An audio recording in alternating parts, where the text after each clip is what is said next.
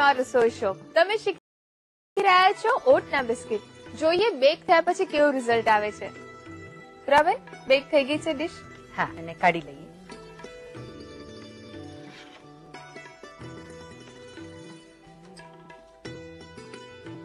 થોડા ઠંડા થાય પછી એને સર્વિંગ પ્લેટમાં લઈએ. અચ્છા, ઠંડા થઈ ગયા છે, સર્વિંગ પ્લેટમાં આપણે મૂકી દીધા છે. હેલ્ધી ને હોલસમ બિસ્કિટ તૈયાર છે.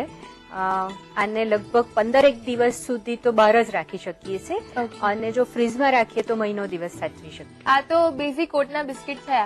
એકવાર આવડી જાય પછી થોડા એડવાન્સ જઈએ તો આમાં બીજું શું નવું કરી શકાય? આ જ કોમ્બિનેશનમાં બીજું શું એડ કરી શકીએ? થોડા ડ્રાયફ્રૂટ એડ કરી શકીએ.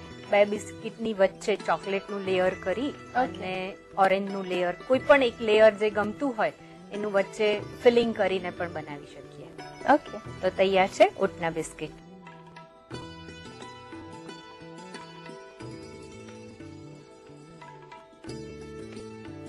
ઓટના બિસ્કિટ તો શીખ્યા, પરંતુ સાથે સાથે ઓટને લગતી ઘણી બધી માહિતી તમે મેળવી. ઓટમાંથી બીજું શું બનાવી શકાય એ પણ જાણી લીધું. તો ચલો અત્યારે જે શીખ્યા છે એની રીત લખી લો. ઓટના બિસ્કિટ બનાવવા માટે જોઈશે શેકીને ક્રશ કરેલા ઓટ્સ 1/4 કપ, મેંદો 1/4 કપ, બટર 1/3 કપ, ભૂરું ખાંડ 1/3 કપ, વેનીલા એસેન્સ 2 થી 3 ડ્રોપ્સ, ખાંડ 1 ટીસ્પૂન, દૂધ 2 ટીસ્પૂન.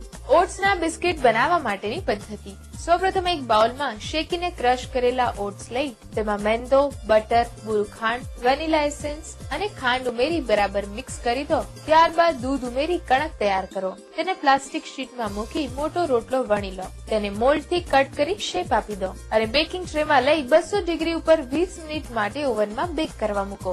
તૈયાર થઈ ગયા બાદ ઠંડુ